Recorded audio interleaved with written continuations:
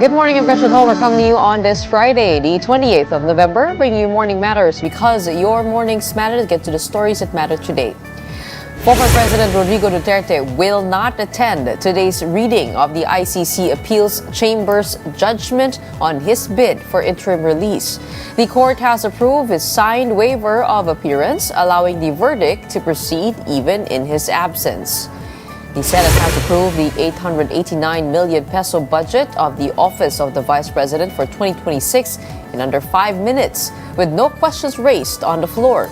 Vice President Sara Duterte was present during the session, but only one senator stood to speak. And at least 23 Filipinos affected by the Hong Kong apartment fire are confirmed safe, but many still urgently need assistance. The Philippine Consul General says some remain in temporary shelters while others have been taken in by employers. Welcome to our program, Morning Matters, where we talk about the issues you need to know for the rest of your day. Now, first on the agenda.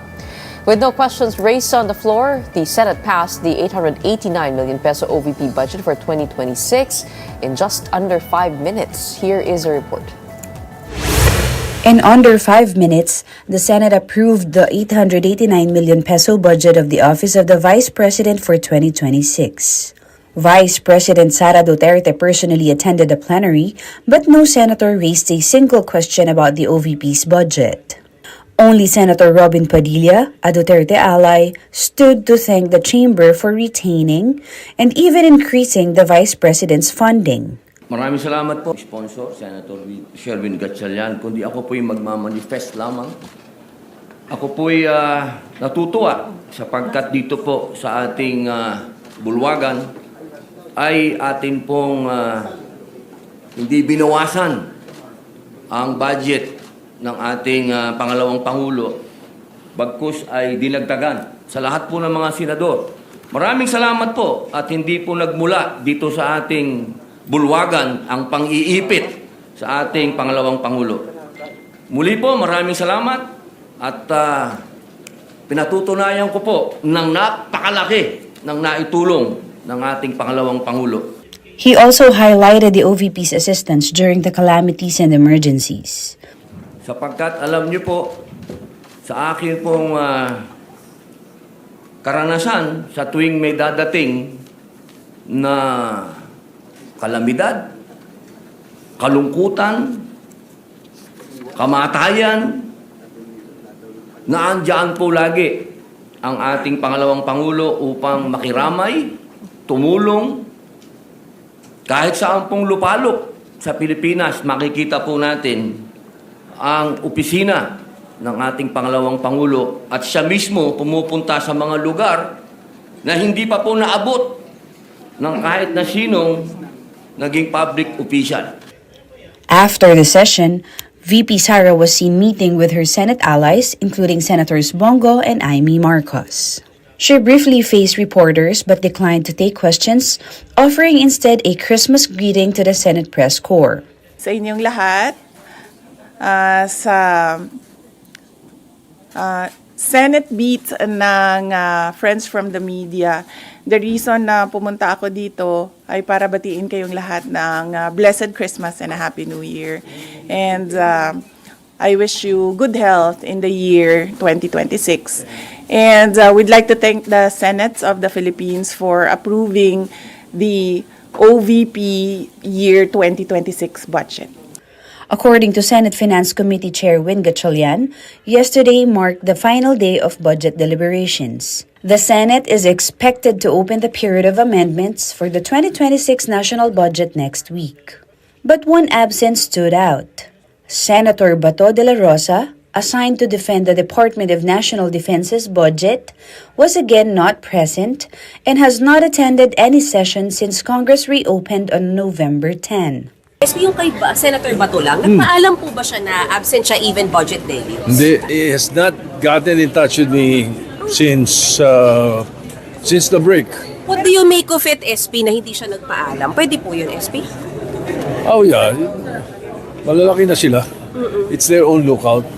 Senate President Tito Soto said there is currently no clear penalty for senators who failed to defend the agencies assigned to them, though he intends to review the rules. Is that okay na hindi nila na-defend yung agency na dapat i-defend nila? Hindi okay yun. In the first place, dapat hindi mo hiniling na makuha mo yung mga chairmanship na yun kung hindi mo naman, kung kaya mo.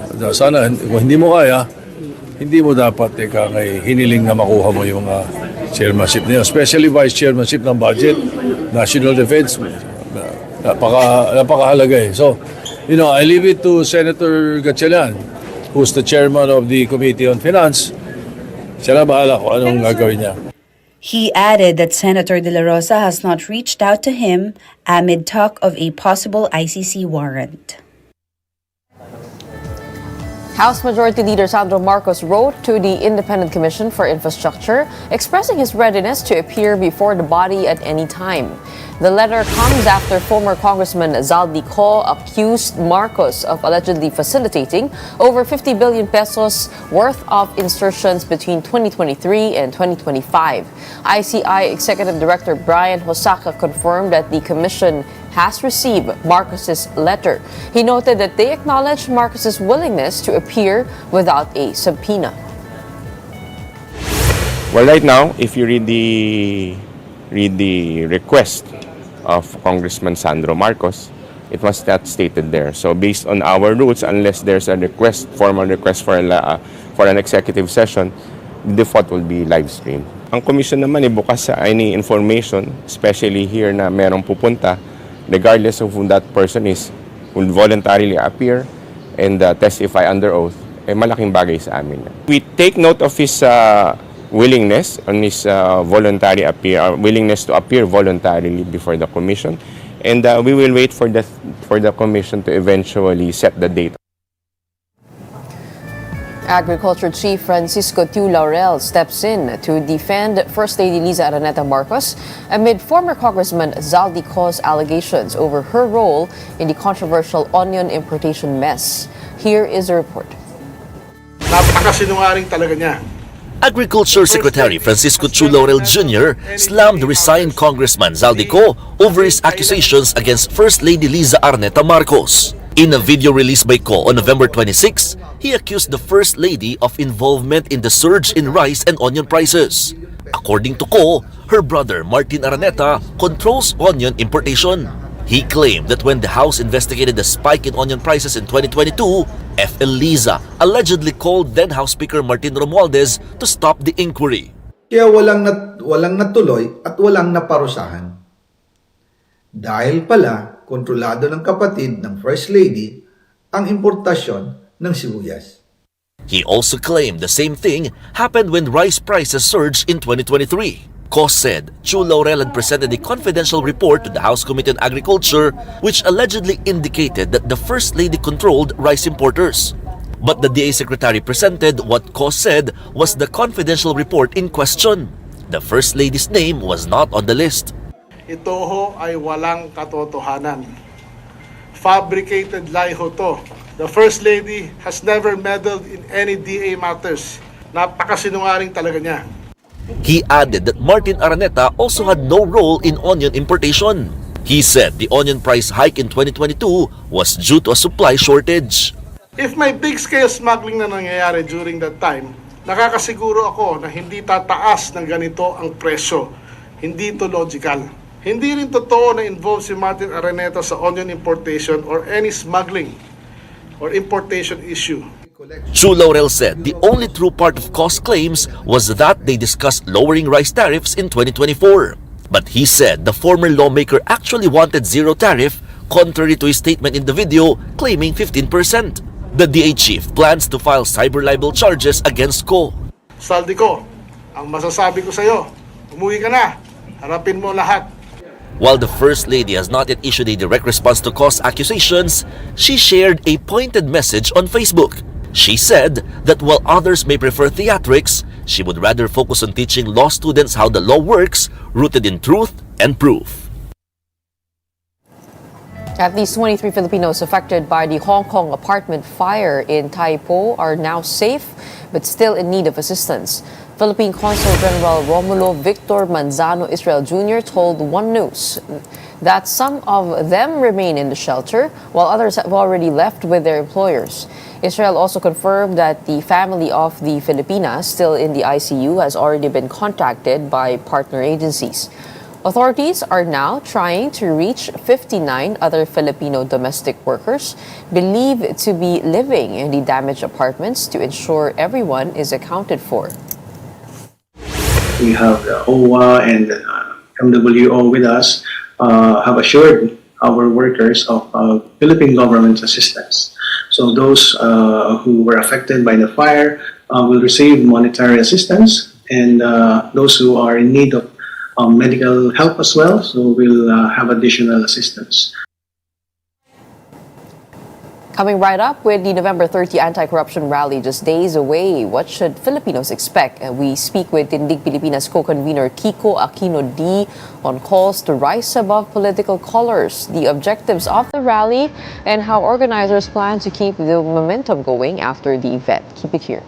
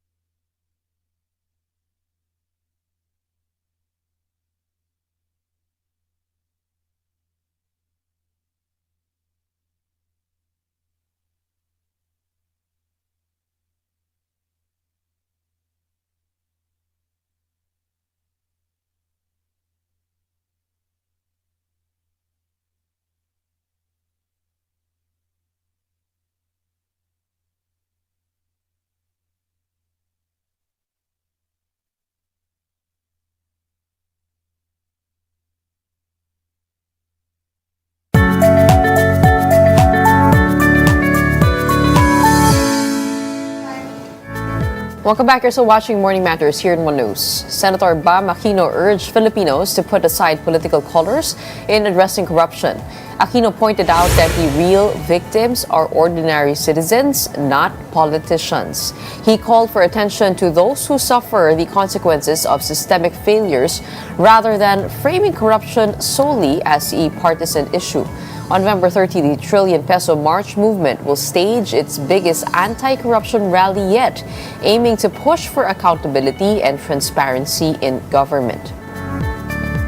To talk more about the November 30 anti-corruption rally, we have Tindig Pilipinas co-convener Kiko Aquino D joining us here on Morning Matters. Welcome back to the program. Hi, good morning, Gretchen. Good morning to everyone watching today.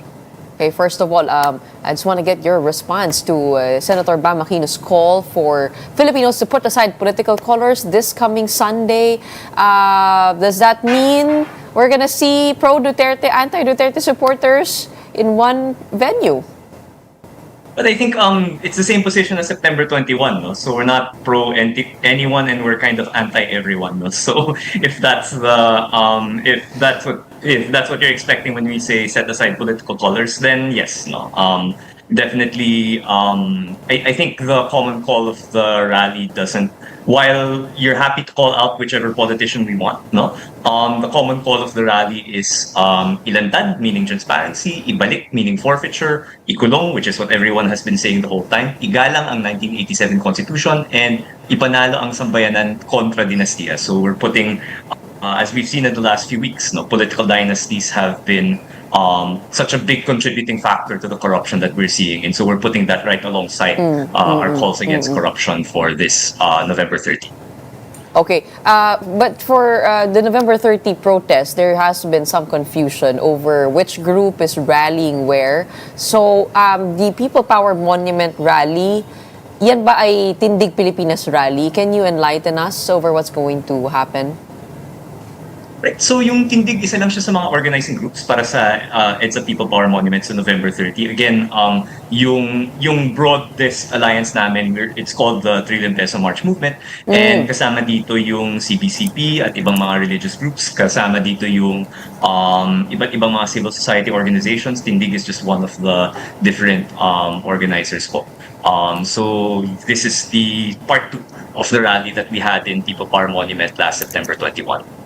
Oh, but the program, is it organized by Tindig Pilipinas? We had significant contributions naman po, but again, we're part of a coalition, so it's not, so I don't want to claim na Tindig yung gumawa ng buo, no? But just on the topic of the program, no, we're expecting to have a full day of events on November 30. So from 8:45 to 9:30, the program will be led by our partners from different labor unions in the labor sector, because it's really a red letter day for the labor sector, November 30 Bonifacio Day. 9:40 to 11 o'clock will be an interfaith program, and part of that program will be the Sunday Mass that will be held there at People Power Monument.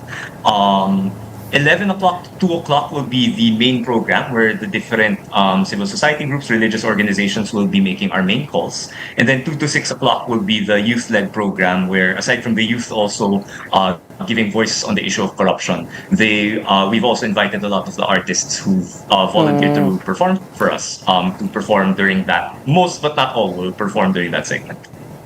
So si Ben and Ben at saka si Catriona Gray will be in 2 to 6 p.m. Baka pinang up namin ng konti. It's we're moving stuff around, but definitely hindi lang purely speeches yung 11 to 2. Pero that's where we're front loading a lot of the more serious stuff for that. Just to another thing to clarify, no, is Akbayan part of Tindig Pilipinas? That's right po. So Yes. Tindig, and again, Tindig is just one of the many organizers of the Trillion Peso March, but Tindig is composed of different political parties. Nandiyan yung Akbayan, Liberal Party, Mamameng Liberal, Magdalo Party, but also we're working with a bunch of civil society organizations, yung Alyansa ng mga Samahang Pantao, that's a group organizing a lot of urban poor and other sectors. There is Every Woman for the women's sector, etc., etc. So it's a broad coalition. And how different is this Trillion Peso March at the People Power Monument from the Kilusang Bayang Kontra Kurakot at the Luneta, which will happen on the same day? Well, I think the similarities are more important than the differences. No? Both of these groups are consistent as far as standing up against corruption, and also not propping up any politicos who've been involved in corruption issues. So I think we have a lot of respect for each other. There might just be some differences in terms of the specific calls made on the day itself. So on our end, for instance, while we respect the call for resignations, I think that's within the Constitution. That's not a position that our group has arrived at this point. No? So it's just a different level of consensus between the two groups, perhaps. Oh, yun na, yung kayo ay you're not calling for resignation. But what if, let's say, a supporter, a pro-Duterte supporter comes in to your rally at the People Power Monument and holds up a placard saying, Marcos resign. How would you deal with that? I think as much as possible, we want to respect freedom of speech. No? So if individuals call for Marcos resign and they're not unruly, they're not disrupting the program, well, that's a relatively minor issue. I think what we're more sensitive about are things that are explicitly beyond the bounds of the 87 Constitution. So kung halimbawa may panawagan sila sa armed forces to withdraw support, I think that's definitely beyond the bounds. And we have marshals, just like we did noong September 21, may mga marshals naman na pumapaligid from the organizers with IDs, and they will ask people to put down such calls. And if that's not, if it can't be resolved at that level, medyo close coordination pa rin po tayo sa ating PNP, who will be securing the perimeter but are also on hand to assist if our marshals need that assistance. Bukod dun sa withdrawal of support as something that could be taken as seditious, ano pa yung iba pang mga bawal? I mean, parang na pinaka-iingatan ninyo? Again, Gretchen, parang rally naman siya. As much as possible, it should be a space for freedom of speech, and we don't want to police too many things. No? So, ang very clear red line are things outside the bounds of the 87 Constitution, which to me, ito yung mga calls that call out the military. And then if there are things that are not aligned with the calls of the protest, so for example, yung mga resign all, again, hanggang maaari, if you're just gonna put up a placard or two and then, or resign Marcos, resign Duterte, something like that, if you're gonna put up a placard or whatever, you're welcome. If you have signs calling out particular politicians, you're welcome to put up those signs. But if it gets to the point na marami kayo at sadya yung dinidisrupt yung program, that is, I think, where we'll step in. So it's more, we want to make sure the program runs smoothly. We want to make sure that everyone is safe, and we want to make sure that we're clear about our support for the 87 Constitution. I think that's the framework that we're working with. Because there was some confusion back in November 16 and 17 when UPI had their rally naman dito sa EDSA. Yung QC, parang pinatigil sila ng mas maaga kasi sinabi na meron na daw seditious remarks, no? Which was, we didn't get clarity over what those remarks were, but merong mga hindi pinapasok kasi yun nga yung panawagan nila. In the same way that the INC rally also stopped the pro-Duterte supporters from joining them. So in a way, parang ayaw, I mean, nabanggit to ni Rafaela kahapon, you're very careful about the rally being hijacked. What are you seeing about that possibility? So definitely, we're in constant communication with the PNP. We're having several meetings with our marshals. Kahapon lang, actually, we were able to, I think, if I'm not mistaken, we were able to secure sort of more people to volunteer to come to marshal. We're talking with a lot of groups, yung mga dating bikers for Lenny, riders for Lenny. We're grateful na we're in touch with them and they're helping us out with marshalling. Pero yun po, I think, again, it's really a question of balance. No? I think galit talaga yung mga tao, and if the means of expression is calling out particular politicians, tingin ko pasok naman talaga yan sa freedom of speech. No? But again, as you mentioned, no, there's a certain group na parang they tried to go sa INC, and then I think correctly parang hinindian sila. They tried to, even noong September 21, they tried to sort of latch on to yung EDSA protest, and I think the Luneta protest as well, and rightly hinindian naman sila. Medyo sanay na rin po tayo sa modus nila, and we're a bit more we're more on top of sort of keeping an eye on the perimeter to make sure na if they're there, it will be very clear to our participants that that's not part of our program, and then as much as possible not to engage na. Okay, so I spoke with Bayan Chairperson Teddy Casino on the show, and sabi niya nun na, I mean, very clear naman din yung proposal ng Transition Council, and this is seen as their sort of alternative to the current broken system that has allowed corruption to pervade from many different sides, no? How about the Trillion Peso March movement? I know you're calling out political dynasties, calling out corruption, but in realistic, concrete terms, how do you imagine that change to happen? And are you happy with the way investigations have been going? I think investigations there's some positive steps, but largely medyo mabagal pa rin. Kasi yung nakita pa lang nating nakukulong ay, if I'm not mistaken, mga district engineers and contractors pa lang, yung mga political officials na involved dito. Si Zaldico pa lang ating na-issuehan ng arrest warrant. Supposedly more are coming and we're anticipating that. But we also look with some concern dito sa parang wavering position ng administration towards Speaker Martin Romualdez na at 2 weeks ago, the line of the president was no evidence. Last week, it was, okay, baka kakasuhan na siya. And then this last week, if I'm not mistaken, I've heard some statements backtracking on that. So I think there's some positive steps, but largely I wouldn't say we're satisfied with the way the investigations are going.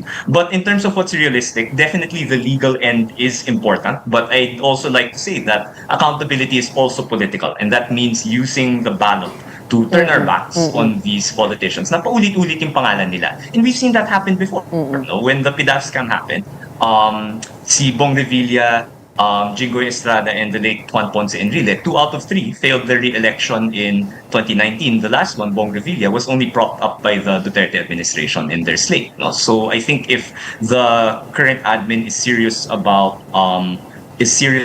anti-corruption, a very important step is don't endorse any of these politicians na paulit-ulit yung pangalan nila sa mga corruption scandals, and then let the chips fall where they will in 2028 and face the music of the will of the people.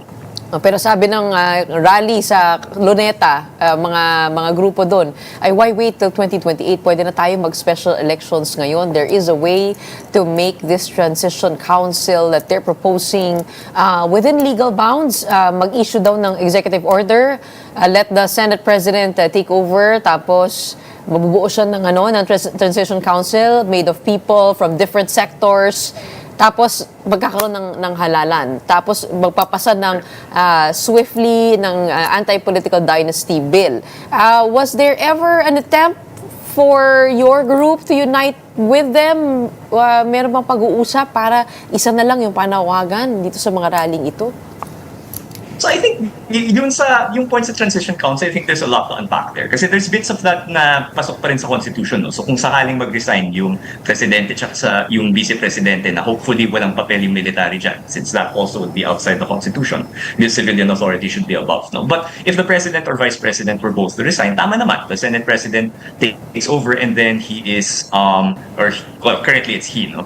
He is mandated to pass a law setting a special election. No? I forget the number of days required, but he is mandated to pass such a law. Pero hindi ko alam kung saan papasok dyan yung Transition Council within the bounds of the Constitution. Kasi yung Transition Council, sino-sino yan? Ano yung mandato nila? And again, I think it would be wrong to put any unelected body in power, whether that's a junta, Transition Council, whatever have you, without passing through the ballot. No? So I think in terms of yung mga anti-dynasty, we're fighting for that. Strangely enough, while I still wouldn't say there's like more than a 50% chance that it'll get passed. We have seen some progress on the anti-dynasty front. No? Si Speaker Bochidi, whether it's a credible thing or not, binanggit niya na priority niya yung anti-dynasty. So we will pressure him on that. And let's push the means within the Constitution first. Kasi at least kami sa Trillion Peso March, yung commitment natin sa 87 Constitution is ironclad. And that's the basis of any kind of cooperation with any other group. And because some are criticizing the Trillion Peso organizers for refusing to demand President Marcos's resignation. In fact, they also accuse your side of being protectors of BBM. What do you say to that? No? Na dito na lang pumapanig kasi ayaw maupo lamang si VP Sara.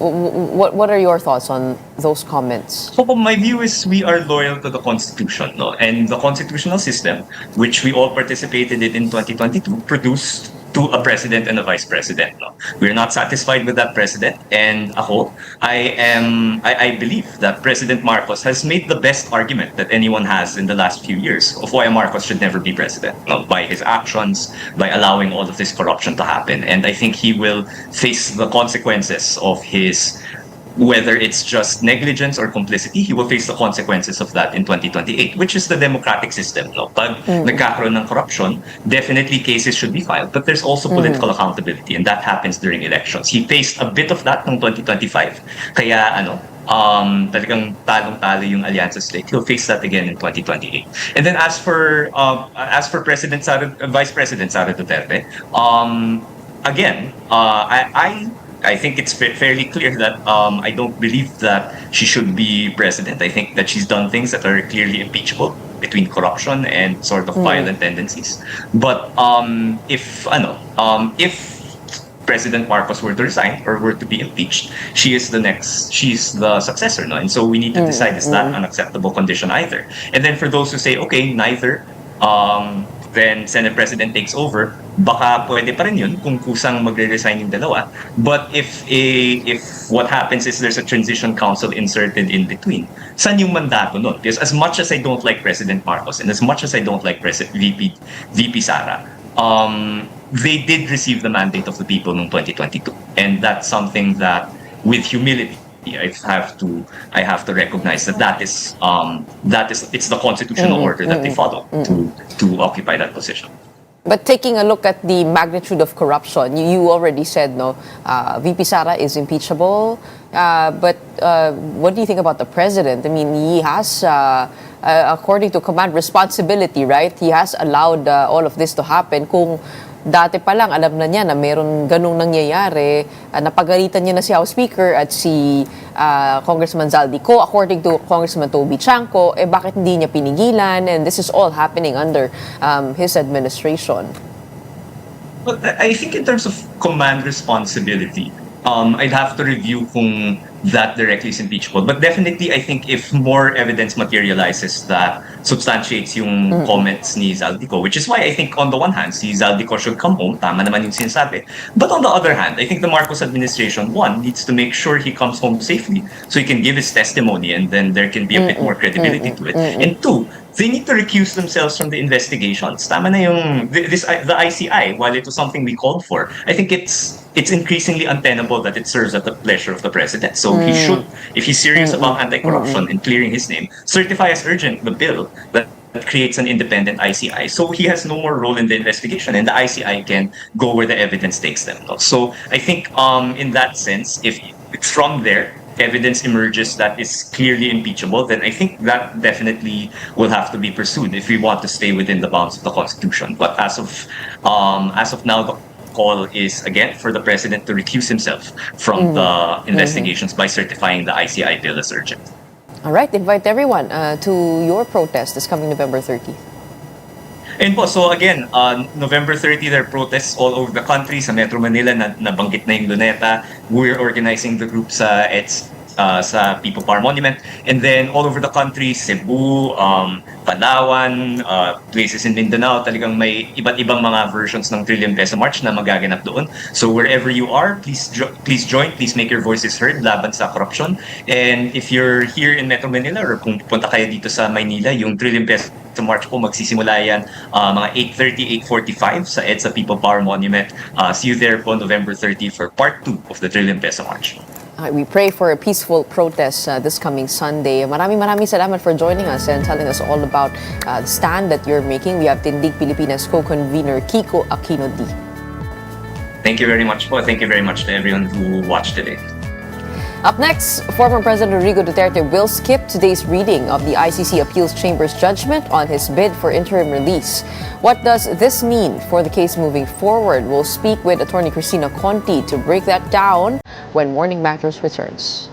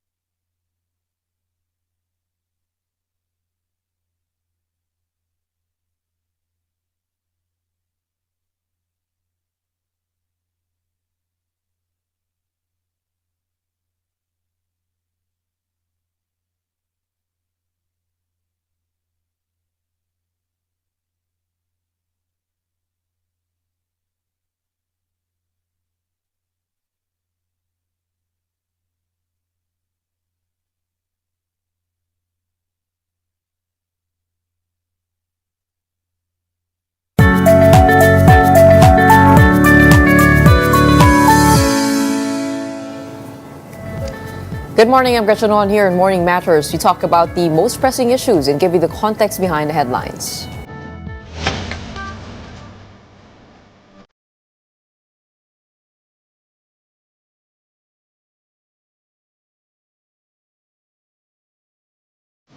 Former President Rodrigo Duterte will skip today's reading of the ICC Appeals Chamber's judgment on his bid for interim release. In a filing dated November 27, his defense team submitted a signed waiver confirming he will not attend the proceedings, whether physically or virtually. The court granted permission for the waiver, allowing the verdict to proceed without Duterte's presence. The oral judgment will be announced at 10:30 in the morning at The Hague or 5:30 p.m. in the Philippines. Duterte's appeal challenges the chamber's September 26 decision ordering his continued detention, a ruling his lawyers have called erroneous. The former president was arrested on March 11 under an ICC warrant for crimes against humanity over his war on drugs. And to tell us more about what will happen today, we have ICC Assistant to Counsel, Attorney Cristina Conti. Good morning. Welcome back to Morning Matters. Good morning, Gretchen. Okay, so nagdeklara na kahapon na hindi dadalo si former President Duterte dito sa hearing na ito, and his defense will represent him instead. I guess, what should we expect for today's reading of the decision? And will it be the same as the last time that we saw the former president? It will be the same as the 2021 hearing. If you remember, we also heard from the appeals chamber then on the deferral request of the Philippine government. Yung hearing na yon, medyo similar dun sa nakaraan, kaya lang doon, talagang basa lang.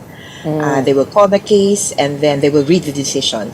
There will be no further arguments from either parties unless, of course, the court says, okay, give your closing arguments, maybe. But I would say that the decision is already written and will simply be read at this hearing. The court room is scheduled for about or reserved for 2 hours. Pero it's unlikely to go over that.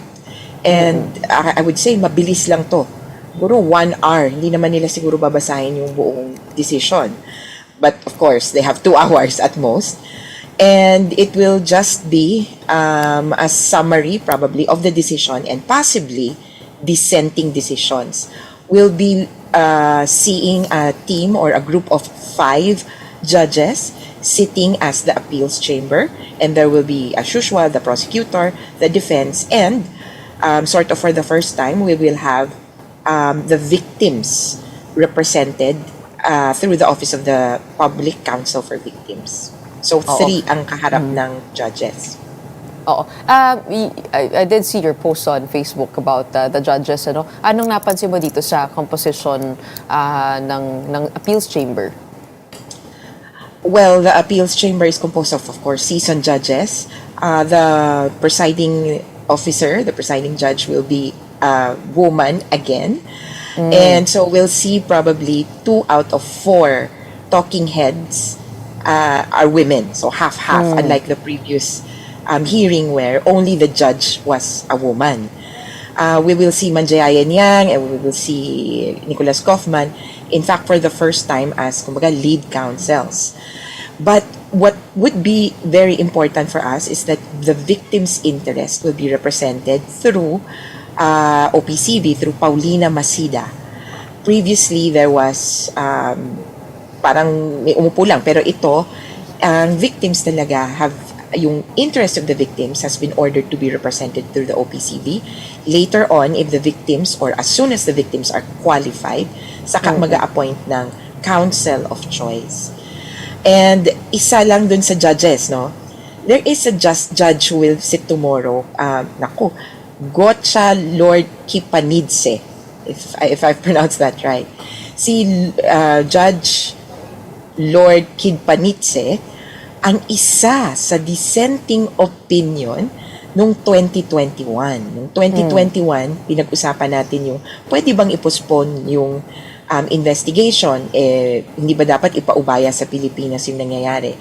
The judge then said, well, hindi naman dapat na pag-usapan to dahil walang jurisdiction ang ICC to hear the case. This is precisely the kumbaga, the cited argument of the defense in their separate jurisdiction question. So, I guess we'll see him there as one of the judges.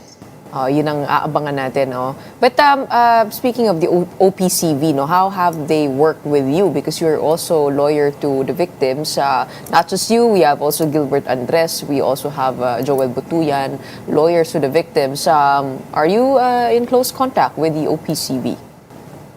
Yes. So the OPCV has tried to contact all the lawyers who are involved in the processes, and they do this through the registry. Kasi yung victims sa registry nagpapatala, kumbaga. Sa registry, sinasabi din ng biktima, ito po yung mga abogado na namin. And because we have a long-standing relationship with the registry, Center Law and UPL, we have closely coordinated with Paulina Masida. And in some of the pleadings, you can see that she has quoted councils and organizations who represent the victims. She consults from time to time. But at the end, there will only be appointed one legal counsel for the victims? Later on, kasi now, she's called on to represent the general interests of victims. Later on, the court will clarify if the victims have already been named, kung victims participating, sino ang abogado nila. They can have the lawyer of choice. There have already been names forwarded to the ICC. They can appoint one or probably a team. Sabi nga nung registry, this is a big task, so they will appoint a team. And that team could work with or directly or indirectly with the OPCV. So it's a variety of scenarios. Pero later on, kumbaga, the victims will be allowed to appoint a counsel of choice. Okay. In the reading today of the decision of the appeals chamber, will we also see the defendant and the prosecution make arguments or final na yun? Pag kung ano yung dinicide, yun na yun talaga? Well, probably wala na yun. Nabanggit ko kanina, baka may parang bigyan sila ng pagkakataong magsalita just to make their manifestations. Pero essentially, the decision has been written and will just be read today. Kaya kung ano mang sasabihin before will unlikely affect the decision. Probably at the end of the hearing, they will hear from the lawyers. Do you have any further issues to discuss? Baka mas ganun na lang. Pero it's really just the reading of the decision. The judges, of course, can choose to do whatever they can within the courtroom. Going to the possibilities of that decision, how often does the appeals chamber, in your experience, overturn a decision by the ICC? I won't go with that because it would often depend on the issues on hand. So if I were to look at the decision on interim release, highly impossible na mapayagan ng ICC ang isang akusado ng crimes against humanity na makalaya at this stage of the proceedings. Ang mga pinapayagan sa kasaysayan ng ICC na makalaya ay ang charges sa kanila ay parang sa atin obstruction of justice. This is Article 70. This is so-called the fifth crime of the court. Offenses against the administration of justice. Hindi yung dun sa four main cases. And as to the timing, there has been parang one na parang, meron din akong charge na ganito, na mabigat. Kaya lang meron din kasi siyang Article 70 crime. But anyway, yung pagpayag sa kanya came at a much later stage in the proceedings when evidence had already been received. Tayo, hindi pa nga tayo nakakatungtong dun sa confirmation of charges hearing. We only have the draft charges as of now as proposed by the prosecutor. Hindi pa yan final. Kaya I would say it's highly unlikely that the judges will, kumbaga, deny or rather grant the appeal and grant interim release for Duterte. And not to mention, no, the ICC also mentioned that the Vice President's remarks, they cited her remarks and actions as key factors in the decision not to, or to deny the interim release request. Yung sinabi niya na she would break her father out of the ICC detention. So medyo malaking bagay, nakikinig yung ICC sa political happenings. Yes, and actually, if you look at the entire video, so I would say na offhand, niyang binabanggit yon. May time pa nga na parang patawa siya. Pero it was addressed not only to, kumbaga, herself, it was addressed to, yung 16 million na bumoto, alam nyo na, parang ganon. Kaya, the identity of the speaker is important in any speech. Kung meron bang clear and present danger dun sa sasabihin niya. This is someone who has the capacity really to instruct people and in the position. She's a Duterte and she's the Vice President of the Philippines. Kaya may possibility na even if not under her instructions, someone can act on it. And if the appeal is rejected, what is the next step for the defense? Well, essentially, the next step for them, well, of course, they have a chance to appeal the appeal. Tawag nga natin MR. I don't know if they will avail of that. Hindi uso sa ICC yan, pero let's see. May minsan nang nagtatry. In any case, they should focus on the other issues as well. Sa appeals chamber, coming up next would be the issue of jurisdiction, already rejected by the pretrial chamber. But of course, Kaufman and Dov Jacobs can argue further in the appeals chamber. I think mas may laban sila dun, mas may kakampi. Again, Lord Gotcha Lord Kigpanitse is there. Minemorize someone was already said. So, ewan natin. But then, at the pretrial chamber, and this is more urgent, I would say, December 5 is the deadline for the experts to give their opinion on the fitness to stand trial of Duterte. On December 12, parties can comment on the input of the independent experts. So by January, I would say the court, the pretrial chamber, can talk about the fitness to stand trial. Kung ano mang maging desisyon nun, of course, it will be appealed. So we're looking at two issues, one before the appeals chamber and one before the pretrial chamber. Oo, kasi meron pang tatlo ito, no? Yung interim release, yung fitness to stand trial, at yung jurisdiction issue. Now, we'll go through the same process as what we have today. Yes, more or less. So, yung today kasi, parang Supreme Court na nila yung nag-announce. Ang next na nakapila sa Supreme Court, yung jurisdiction. Okay, so this is the highest court na? Kung Supreme Court? Yes, this is the final. Sa ICC, you have the pre-trial chamber, trial chamber, and then the appeals chamber. Whatever both the pre-trial chamber or the trial chamber decides, ang akyat mo, ang Supreme Court mo, quote-unquote, is the appeals chamber. No, I do remember you arguing that there is no reason to postpone the confirmation of charges kasi iba naman yung confirmation of charges dun sa actual trial. Is there what do you see playing out, no? Do you think that will happen after all of these have been decided on? Or maaaring mabump up yan at mapaaga? Well, I think that what the judges have said is that they will talk about confirmation of charges after deciding on fitness to stand trial. Okay. Kaya lang yun nga yung argument namin eh. Kaya nga fitness to stand trial trial. Kasi trial. Hindi Okay. fitness to stand pre-trial, di ba? In fact, look at today.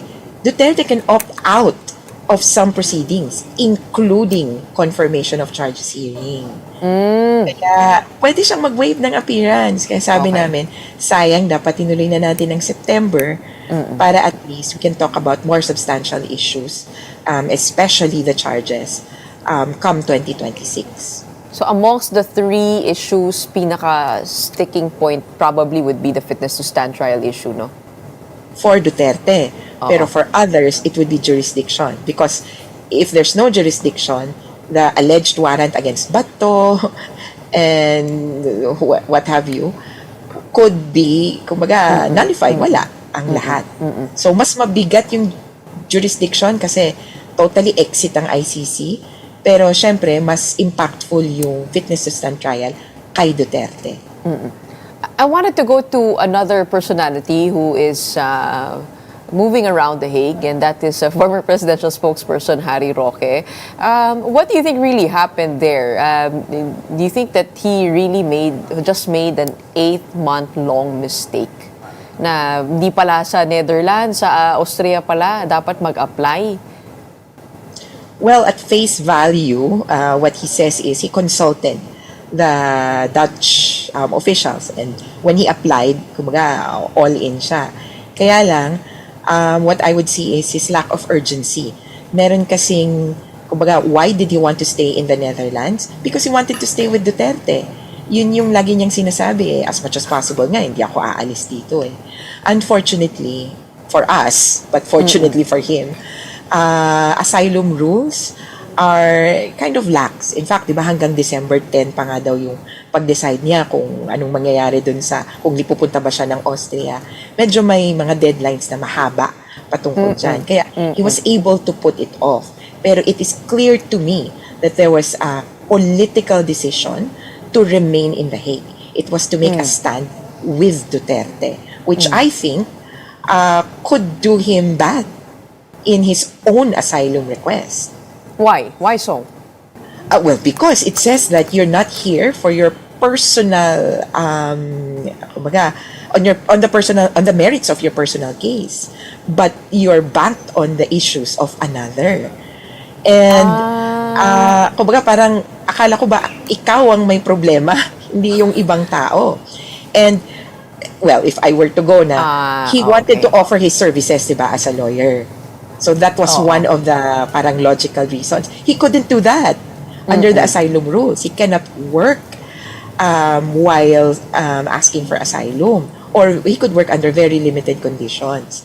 Kaya naging question mark din yun. So what is he here for? For Duterte. He's here for, I guess, moral support. Or well, he's there for moral support. So maaaring mag-conflict yung mga statements niya. So he really has to be careful. Okay, last question. No? You don't have to answer this lengthily kasi kahit si Attorney Andres ayaw din niya. Pero saan mas advisable for the spokesperson to stay? In Netherlands or in Austria?